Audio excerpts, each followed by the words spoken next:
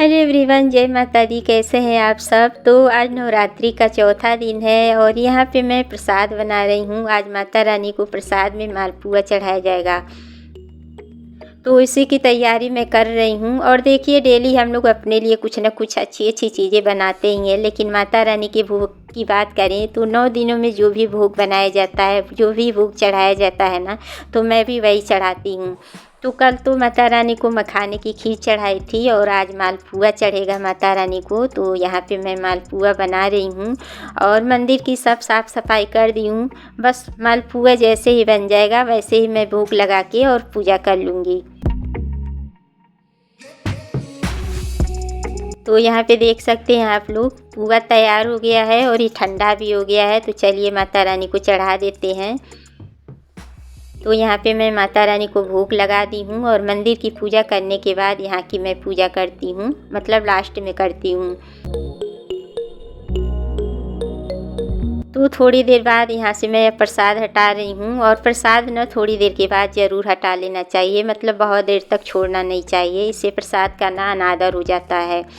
तो प्रसाद को लेके मैं आ गई हूँ किचन में और यहाँ पे मैं इनके लिए खाना निकाल रही हूँ। ये भी लखनऊ से आ गए हैं। तो आज मेरे यहाँ खाना पीना जल्दी हो गया है, मतलब जल्दी मैं बना ली हूँ, क्योंकि मुझे पता था कि ये आज आने वाले हैं। और ये लगभग 10:30 के करीब आ गए थे। तो नहाते धोते पूजा पाठ करते करते ना नाश्ते का टाइम बीत गया था। तो ये भी बोल रहे थे कि मैं नाश्ता नहीं करूँगा, खाना अगर रेडी है तो खाना ही दे दो। तो मैं सुबह सुबह इसीलिए खाना रेडी कर दी थी, क्योंकि मुझे पता था ना कि नहाने धोने में पूजा पाठ करने में नाश्ते का टाइम निकल जाएगा। तो यहाँ पे मैं अब इनकी थाली लगा देती हूँ और साथ में प्रसाद भी दे दूँगी, तो ये खा लेंगे।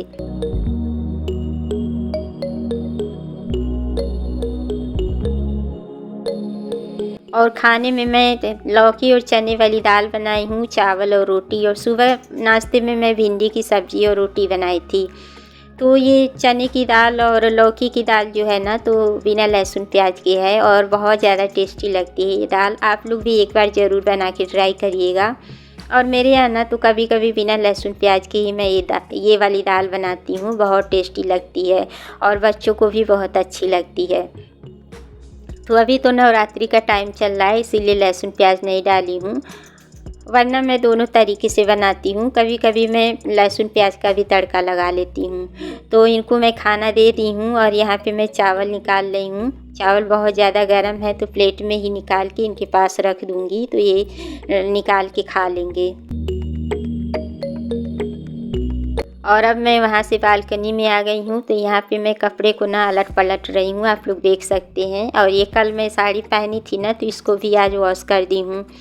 तो इस टाइम पे ना बहुत तेज़ वाली धूप नहीं हो रही है, हल्की फुल्की हो रही है। तो जो भी मोटे मोटे कपड़े होते हैं, जैसे बेडशीट वगैरह, जीन्स या सोफ़े का कवर वगैरह ना, तो उनको एक बार ना अलटना पलटना पड़ता है। तो बेडशीट भी मैं आज साफ़ की थी, तो उसको भी पलट के और एक कपड़े पे ना मैं 3-4 चिमटी लगा रही हूँ, क्योंकि ना यहाँ से कपड़े कई बार उड़ भी गए हैं, तो इसलिए मैं डर गई हूँ। और आप लोग देख सकते हैं हवा कितनी तेज़ चल रही है और मेरे बाल देखिए कितनी लहरा रहे हैं हवा में। तो जब इस तरीके से ना हवा चलती है तो बहुत डर लगता है कि कपड़े ना उड़ जाएं। तो देखिए मैं 3-4 चिमटी लगा रही हूँ। और बच्चों के कपड़े तो बहुत जल्दी सूख जाते हैं, छोटे छोटे जो कपड़े होते हैं ना, बहुत जल्दी सूख जाते हैं। तो यहाँ से कपड़ों को अलटने पलटने के बाद अब मैं आ गई हूँ अपने बेडरूम में। और ये कपड़े जो देख रहे हैं ना, ये कपड़े कल के हैं, तो ये भी सूख गए हैं। तो चलिए इसको भी फोल्ड कर देते हैं।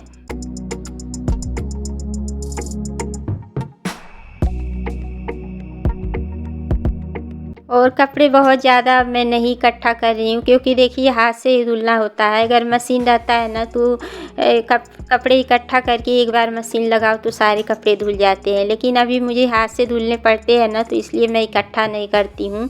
डेली के डेली ही कपड़े मैं धुल देती हूँ, तो मुझे भी आराम रहता है। और इकट्ठा कर लो ना तो खुद ही मुश्किल बढ़ जाती है, इस वजह से मैं डेली के डेली ही कपड़े साफ़ कर लेती हूँ।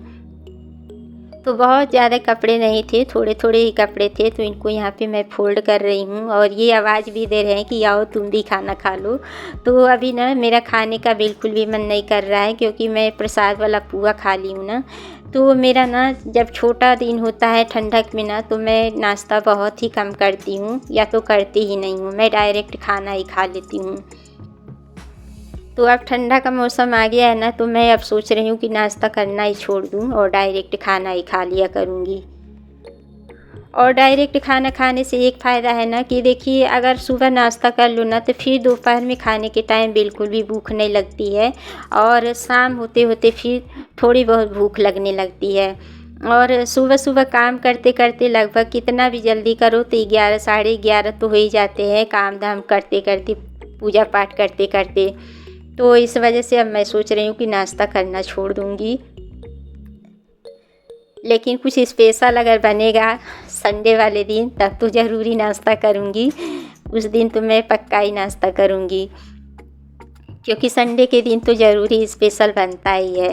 तो कपड़े को फ़ोल्ड करने के बाद यहाँ पे मैं नेल पेंट छुड़ा रही हूँ, दूसरी नेल पेंट लगाऊँगी। फ्रेंड्स, आज हम लोग चल रहे हैं मंदिर और आप लोगों को भी माता रानी का दर्शन कराएंगे, तो चलिए मेरे साथ बने रहिएगा। चलिए चलते हैं मंदिर। प्रोग्राम बना है मंदिर जाने का, तो माता रानी शायद बुलाई है हम लोगों को, इसलिए जा रहे हैं, तो बने रहिएगा। तो लिफ्ट से हम लोग बाहर निकल गए हैं और नीचे आ गए हैं। बच्चे भी पार्क में ही हैं, तो यहाँ से बच्चों को ले लेंगे, उसके बाद चलेंगे मंदिर।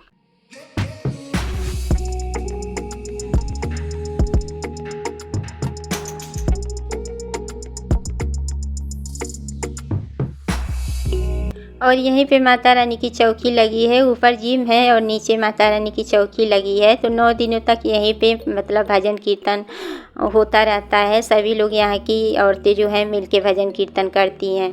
तो दोनों बच्चे साइकिल से जा रहे हैं, क्योंकि ये लोग ना साइकिल लेके ही नीचे पार्क में खेल रहे थे और हम लोग पैदल पैदल जा रहे हैं।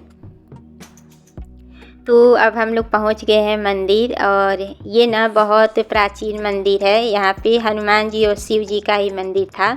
सिर्फ 2 ही देवताओं का यहाँ स्थापना हुआ था, लेकिन अब सभी देवी देवताओं का स्थापना हो गया है। तो ये जो शिव जी का मंदिर देख रहे हैं ना, ये मंदिर अंदर ही था हनुमान जी के पास, लेकिन अब इनका मंदिर ना बाहर बनेगा। तो अभी तो मंदिर बना नहीं है, ऐसे खुले में ही है, ऊपर से झोपड़ी लगी हुई है, लेकिन अभी काम यहाँ चल रहा है, धीरे धीरे मंदिर बनेगा, टाइम लगेगा अभी बनने में। तो यहाँ भी मैं पूजा कर ली हूँ और ये देखिए मटके में पानी भर रहे हैं और उसके बाद ये भी जल चढ़ा देंगे शिव जी को। तो मेरा ना अचानक से प्रोग्राम बन गया है यहाँ आने का। ये डेली आते रहते हैं ना, तो आज मैं भी बोली कि आज मुझे भी मंदिर चलना है। तो देखिए, जब माता रानी का बुलावा आता है ना, तभी हम लोग जा पाते हैं। तो अचानक से माता रानी बुला ली और हम लोग आ गए माता रानी का दर्शन करने के लिए। तो यहाँ पे मैं भी जल चढ़ा दी हूँ शिव जी को, और अभी आप लोगों को मैं अंदर वाले मंदिर में ले चलूँगी। तो देखिए अंदर वाला मंदिर कितना बड़ा है, और अभी ये हाल ही में मतलब ये मंदिर बना है, पहले सब खुला खुला ही था। तो यहाँ पे सभी देवी देवताओं की स्थापना हो चुकी है, और मंदिर में आने पर ना जो सुकून मिलता है ना, वो कहीं भी नहीं है। मंदिर ही ऐसी जगह है जहाँ एकदम शांत वातावरण होता है। तो जो भी हम लोगों के पास गीला शिकवा होता है, जो भी दुख परेशानी होती है, वो हम लोग किससे कहते हैं? भगवान जी से ही कहते हैं। तो जो भी हम लोगों के अंदर परेशानी है, मन में जो भी बात है, वो भगवान से कह देनी चाहिए।